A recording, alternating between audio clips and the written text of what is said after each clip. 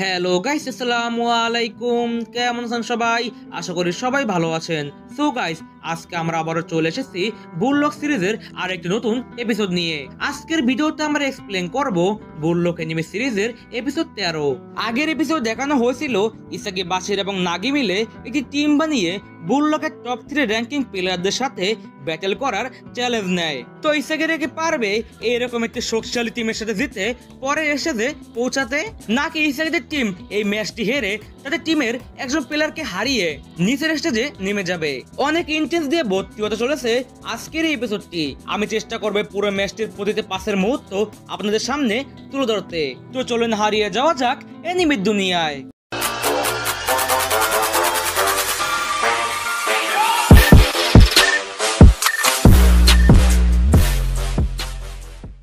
তো এপিসোড 13 শুরুতে দেখানো হয় ইসাকি এবং তাদের বিপরীত টিম ম্যাচ খেলার জন্য ফিল্ডে চলে আসে। যেহেতু ম্যাচটি 3 vs 3 প্লেয়ারদের ভেতর হবে, সেই জন্যই প্লেয়ারের অনুসারে মিনিফিল্ড তৈরি করা হয়েছে, যেখানে দুটো টিমেরই গোলকি থাকবে বুললকের হলোগ্রাম। এই ম্যাচের উইনার টিম লুজার টিম থেকে একজন প্লেয়ার ছিনিয়ে নিয়ে পরে স্টেজে যাবে এবং লুজার টিম তাদের একজন প্লেয়ারকে হারিয়ে নিচের স্টেজে নেমে যাবে। যারা প্রথমে 5 গোল দিতে পারবে তারা উইনার হবে।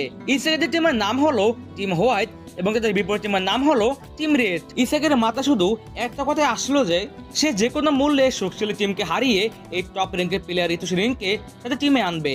এরপর ম্যাচ শুরু হয়ে যায়, যেখানে বাসিরা বল নিয়ে সামনের দিকে এগিয়ে যাচ্ছিল। তোকিমিৎসু বাসিরাকে আটকাতে আসলে বাসিরা অসাধারণভাবে ড্রিবলিং করে তার সামনে থেকে বল নিয়ে যায়। বাসিরা রিনের সামনে গিয়ে নাগের দিকে পাস দেয়। রিন চুপচাপ দাঁড়িয়ে শুধু ওদের খেলা দেখছিল। মনে হচ্ছিল সে যেন ইসাকিদের টিমকে কিছু মনেই করছে না। নাগে বল রিসিভ করতে গেলে তার পিছনে আরিগো চলে আসে। এর জন্য সে বল রিসিভ না করে ইসাকির দিকে বল টাচ করে দেয়, আর ইসাকি বল পাবার সঙ্গে সঙ্গে একটি ডাইরেক্ট শুট করে গোল দিয়ে দেয়। ইসাকির গোলে টিম হোয়াইটের প্রথম গোল হয়ে যায়। ইসাকি ভাবছিল তার টিমের কম্বিনেশন সত্যি অনেক বেটার হয়ে গেছে, এখন তারাই টপ 3 র্যাঙ্কের প্লেয়ারকে হারানোর অ্যাবিলিটি রাখে। তখন রিন বলে ওঠে, ওহ আমি বুঝে গেছি। আসলে রিন তখন দাঁড়িয়ে ইসাকিদের টিমের গেম প্ল্যান অর্থাৎ তাদের টিমের স্ট্র্যাটেজি দেখছিল। রিন ইসাকিদের বলে, তোমরা আমার সাথে লড়াইয়ের যোগ্যই না। রিনের কাছে ম্যাচের ফিল্ড একটি যুদ্ধের ময়দান, আর সে এখন ইসাকিদের টিমকে ধ্বংস করে দেবে। এরপর আবারও ম্যাচ শুরু হয়ে যায়, যেখানে রিন মাঝমাঠ থেকেই এটি ডাইরেক্ট শুট করে গোল করে দেয়, যা দেখে ইসাকি পুরো অবাক হয়ে যায়। রিন বলে, তাড়াতাড়ি এই বোরিং ম্যাচটাকে শেষ করো। এটা শুনে ইসাকি বলে, আমরা এত সহজে হারবো না, আমরা এখানে আমাদের স্বপ্ন পূরণের জন্য এসেছি। তখন রিন বলে, ফুটবলে হারা আর মরে যাওয়া একই কথা। আমার কাছে ফুটবল মানে একটি মৃত্যুর যুদ্ধ। তোমরা আমার কাছে আসো যাতে আমি তোমাদের শেষ করে ফেলতে পারি। রিনের কাছে টিমের প্লেয়ারদের কোনো গুরুত্ব নেই, সে নিজেকে একাই 100 মনে করত।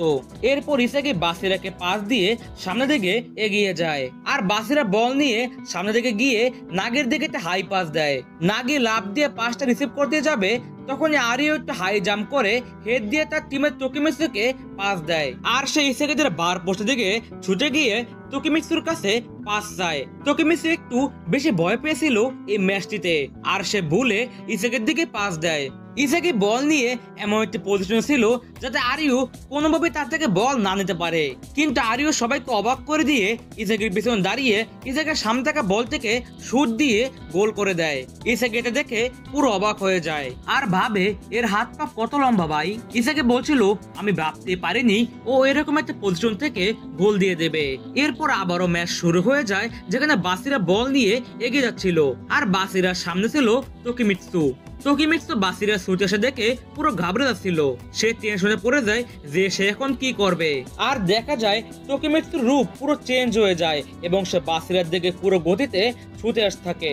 আসলে তোকিমিৎসু যখন বেশি টেনশন করে তখন তার শরীরের শক্তি কয়েক গুণ বেড়ে যায়, আর সে তার শক্তি দিয়ে বাসিরা থেকে বল নিয়ে যায় এবং ইসাকিদের বার পোস্ট থেকে বল নিয়ে ছুটে যায়। ইসাকি তোকিমিৎসুকে আটকানোর চেষ্টা করে, কিন্তু তোকিমিৎসুর শক্তি দেখে মনে হচ্ছিল তার শরীরে যেন হালকা রাতটা ভর করেছে, আর সে ইসাকিকে পিছনে ফেলে সামনে দিকে ছুটে গিয়ে গোল করে দেয়, আর টিম রেডের 3 গোল হয়ে যায়। ইসাকি ভাবছিল, তাহলে এটাই কি বুললকের টপ 3 প্লেয়ারের পাওয়ার? এরা কোনো টিম প্ল্যান ছাড়া একাই আমাদের পুরো টিমকে হারিয়ে দিচ্ছে। তাহলে কি আমরা এখন সত্যি হেরে যাব? তখন নাগি এসে ইসাগি এবং বাশিরাকে একটি স্ট্র্যাটেজি বলে, কিন্তু নাগি কি প্ল্যান করছে সেটা বলা হয়নি। ইসাগি নাগিকে বলে, আমি তো জানতাম তুমি খেলাকে তেমন সিরিয়াসলি নাও না, আর এখন তুমি আমাদের খেলার প্ল্যান বলছো। তখন নাগি বলে, আমি আর একবারের জন্য হারার স্বাদ গ্রহণ করতে চাই না। এরপর ইসাগিরা নাগির প্ল্যান অনুযায়ী আবারও খেলা শুরু করে। যেহেতু টিম রেডের প্লেয়ারদের 1 ভার্সেস 1-এ হারানো অসম্ভব, সেহেতু নাগি প্ল্যান করেছিল তারা মাঠের ভেতর ট্রায়াঙ্গেল আকারে থাকবে, যেখানে তারা একজন আরেকজনের দিকে বল পাস দিতে দিতে টিম রেডের বার পোস্টের দিকে এগিয়ে যায়, আর তারা সেই প্ল্যান মোতাবেক একজন আরেকজনের দিকে বল টাচ করতে করতে এগিয়ে যায়। নাগির প্ল্যান ছিল ইসাগি টিম রেডের গোল পোস্টের দিকে ছুটে যাবে, আর বাসির ইসাগির দিকে পাস দেওয়ার সঙ্গে সঙ্গে ইসাগি ডাইরেক্ট শুট করে গোল দিয়ে দেবে। ইসাগি প্ল্যান অনুযায়ী এগিয়ে যায়, কিন্তু তখন তার সামনে রিন চলে আসে, আর সেই ইসাগিকে বলে, তোমরা কি ভেবেছো আমি তোমাদের এই প্ল্যান বুঝতে পারবো না? ইসাগি এটা দেখে পুরো অবাক হয়ে যায়। এদিকে বাসিরে কোনো উপায় না পেয়ে নাগির দিকে বল পাস দিয়ে দেয়, কিন্তু নাগিকে গার্ড করে রেখেছিল আরিও, আর নাগি বাসিরের পাশ থেকে আরিওর পিছনে টাচ করে দেয়, আর সঙ্গে সঙ্গে সেদিকে ছুটে গিয়ে এটি ডাইরেক্ট শুট করে গোল দিয়ে দেয়। আর নাগির এই গোলে ইসাগিদের টিমের 2টি গোল হয়ে যায়। ইসাগি তার টিমের খেলা দেখে একটু স্বস্তি পায়, আর ভাবে আমরা আমাদের টিম ওয়ার্ক দিয়ে এই ম্যাচটি জিততে পারবো। তখন রিন বলে, তোমরা খেলা ছেড়ে দাঁড়িয়ে দাঁড়িয়ে গল্প করছো, আর সেটা বলে এটি ডাইরেক্ট শুট করে দেয়, যা দেখে সবাই অবাক হয়ে যায়। গোল হতে যাচ্ছিল, তখন ইসাগি এসে গোলটি সেভ করে দেয়, আর বল আউট লাইন থেকে চলে যায়। তখন ইসাগি রিনকে বলে, আমি তোমাদের প্রতিটি স্টেপের ভবিষ্যৎ দেখতে পাচ্ছি। এরপর রিন কর্নার কিক করতে যায়। বাসির এবং নাগি টোকিমিস এবং আরিওকে গার্ড করে রেখেছিল, আর ইসাগি এমন একটা পজিশনে দাঁড়ায় যাতে সেখান থেকেই 2 জন প্লেয়ারকেই কভার করে রাখতে পারে। ইসাগি বলে, আমি তোমাকে কাউকেই পাস দিতে দেব না। এরপর রিন কর্নার শট করে। ইসাগি বুঝতে পারছিল না যে রিন এত উপর দিয়ে কাকে পাস দিয়েছে, আর দেখা যায় রিনের দেওয়া শুট হাওয়াতে স্পিন করে ডাইরেক্ট গোল হয়ে যায়, যা দেখে টিম রেডের প্লেয়ার সহ সবাই অবাক হয়ে যায়। আর রিনের গোলে টিম রেড 4-2 গোলে এগিয়ে যায়। ইসাগিদের টিম বুঝতে পারছিল না যে তারা এই টিমকে কিভাবে আটকাবে, আর একটি গোল হয়ে গেলে ইসাগিরা হেরে যাবে, আর ইসাগিদের জিততে হলে এখন টানা 3টে গোল দিতে হবে। ইসাগি বলে, এখন আমাদের সময় কাউন্টার করার। এরপর আবারও ম্যাচ শুরু হয়ে যায়, যেখানে তার আগের প্ল্যান অনুযায়ী আগাচ্ছিল। তখন রিন ইসাগির পিছনে এসে বলে, এইভাবে পাস দিয়ে খেলে নিজেদের স্ট্রাইকার পাবো, চলো এইবার তোমাদের শেষ করা যাক। ইসাগি ভাবছিল, এইভাবে আমাকে ঘিরে ধরলে তুমি তোমার পিছনের অংশ ফাঁকা রেখে দেবে। আর ইসাগি বাসিরের কাছ থেকে পাস চেয়ে রিনের পিছনে ছুটে যায়। বাসির ইসাগির কথায় পাস তো দিয়ে দেয়, কিন্তু রিন ও ইসাগির দিকে ছুটে ইসাগির আগে পাস রিসিভ করে ফেলে। ইসাগি বুঝতে পারছে না যে রিন এত তাড়াতাড়ি তার চাল কিভাবে বুঝতে পারছে। তখন ইসাগি বুঝে যায় আসলে রিন তার ব্রেন দিয়ে এই পুরো ম্যাচটাকে তার ইচ্ছে মতো কন্ট্রোল করছে। ইসাগি নাগি এবং বাচ্চারাকে রিনকে আটকানোর জন্য বলে, কারণ আরেকটি গোল হয়ে গেলে তারা এই ম্যাচটি হেরে যাবে। এদিকে রিন বাসির এবং নাগের সামনে দিয়ে বল নিয়ে এগিয়ে যায়। ইসাগি অবাক হয়ে রিনের খেলা দেখতে থাকে, আর রিন অসাধারণ একটা শুট করে গোল দিয়ে দেয়, আর ইসাগিদের টিম 5-2 গোলে ম্যাচটি হেরে যায়। আরিও বলে, তাহলে এখন আমরা কাকে নিব?